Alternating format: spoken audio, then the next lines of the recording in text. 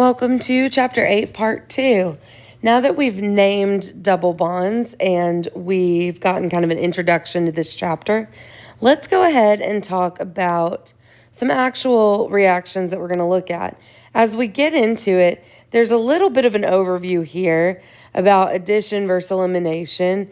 And whether we go forwards or backwards often has to do, with some reactions anyway, has to do with temperature. That's something that would be more of a practical measure. And when you are setting up a reaction in the lab, you want to pay attention to things like concentration and temperature. We are not actually going to be studying the thermodynamics of many of these reactions. So I'm skipping through our entropy and enthalpy and Gibbs free energy discussions, but I'm not going to ask you about that. So we're really just going to hop right into 8.5 and start talking about our first set of reactions. And I say set of reactions for a couple reasons here. We can add in HX, so this can include chlorine, bromine, and iodine. We can add this across a double bond to make a relatively predictable product. And so they're asking a good question here right off the bat, but let's start easy. We're just going to look at an E2 butene, and we are adding HX across it to give us an X on one side and a new H on the other. Now, keep in mind, there are also H's here that are present in the product as well. But what we've done is we have added a new H to one side and an X to the other. Now, the thing that we're going to get into with each of these reactions is called a mechanism. We've started looking at this with SN2, SN1, E1, and E2. In this chapter, the challenge is going to be that there's a lot more different reactions, but what's nice is you aren't going to be looking at very similar reagents and trying to pick a mechanism. So we're going to go through the individual mechanisms as we go along. So for hydrohalogenation, there are two different reactions. And this is the first one. Where the differences come in have to do when we have an asymmetric starting material. So when we have an asymmetric starting material and we add HX across it, which side does the H go to, which side does the X go to is important, right? And these are called regioisomers.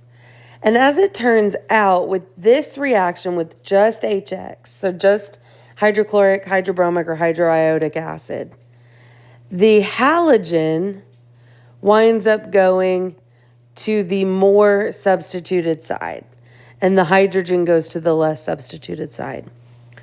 This is called the Markovnikov product. All right, so the Markovnikov product is where the halogen gets installed at the more substituted carbon.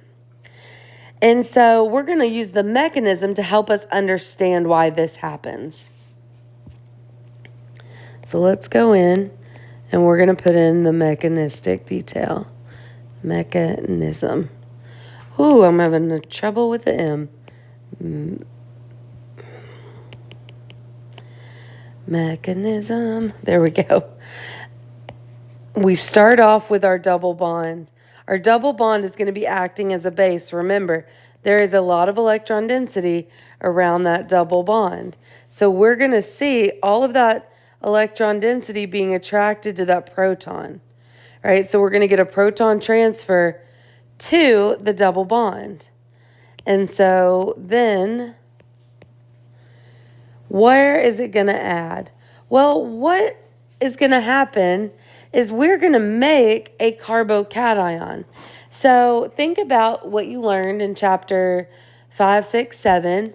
A tertiary carbocation, or a more substituted carbocation, is going to be more stable.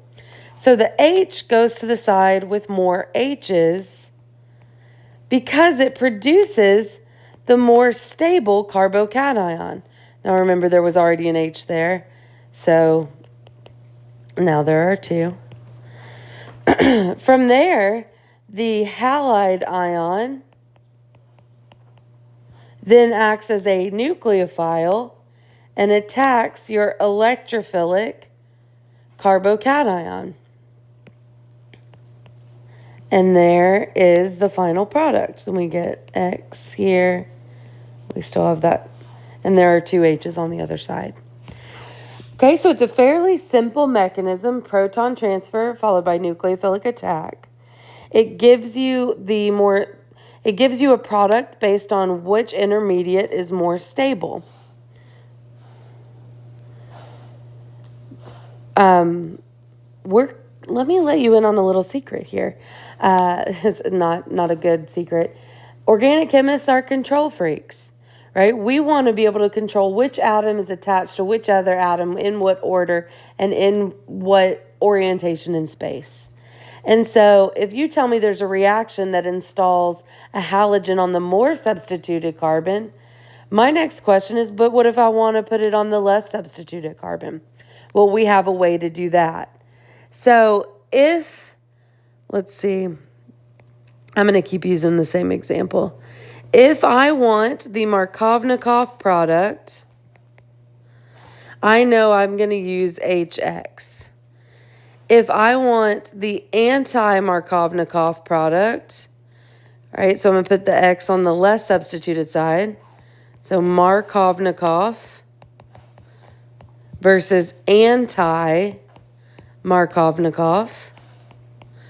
I have to do one simple thing. I'm still going to use HX, but now I am going to add in a peroxide.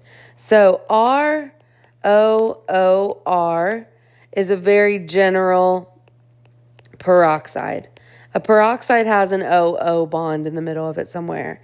And so you might see H2O2, you might see the word peroxide. Most frequently, you're going to see this ROR, right? It's just a carbon group, oxygen, oxygen, carbon group.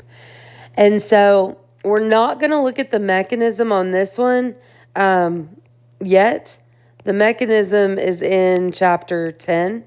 So we will get to it in this unit, but it's a unique mechanism. Well, it is a mechanism that's different from what we're going to see in this chapter because there's radicals. So we're not going to touch radicals until chapter 10.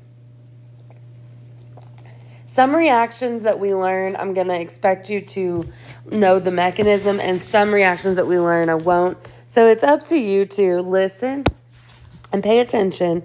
For this chapter, for chapter 8, you do need to know the mechanism of the Markovnikov addition of a halogen. For now, you just need to know the reagents to make the anti-Markovnikov addition of a halogen. All right, and so here's a nice summary slide. So regioselectivity can be controlled when you add HBr or HCl. HI you're not going to see as frequently for different reasons, but it works the same way. All right, so just a conceptual checkpoint. We're just going to do some practice problems. If we are just adding HBr, then the bromine is going to go to the more substituted side. If we have peroxides, then the bromine will go to the less substituted side.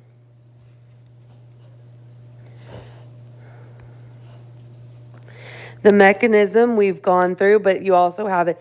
If we go through a mechanism on the right side of the screen, there will always be a slide that covers it. And here you have it. Proton transfer followed by your nucleophilic attack. When we think about the diagram for this, so it's a two-step process, carbocation intermediate, we have two transition states. So we have two energy maxima, and we have a little local minimum here where we make our carbocation, right? An intermediate is still going to be higher in energy, but it's not going to be as high in energy as a transition state. All right. And again, just pointing out why we go the Markovnikov path with just HX. It has to do with the carbocation intermediate. The tertiary carbocation is more stable, which means that when we are going to make this intermediate, let's say the secondary intermediate would be up here, right? There's going to be a lower activation energy to make that tertiary intermediate than to make the secondary, right? So we're still going to use terms like major product, minor product. In this case, the major product is going to be Markovnikov. Because it has a lower activation energy, more molecules will be able to get over the hump to make the tertiary carbocation than the secondary one.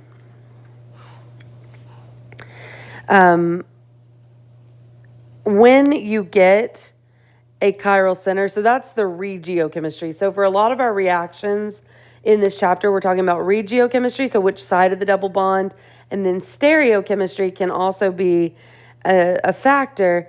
In this case, your addition of HX does not favor one stereoisomer over the other. And the reason, of course, is if we think of this reaction here with the HCl, right, we're going to do our proton transfer and we're going to make our carbocation. Carbocations are flat, so the chloride can attack from the front or the back, right? So you won't see most of the time me putting in a wedge or a dash, but you could have either one. So if I just keep it flat, it says you don't know. You might have that wiggly bond.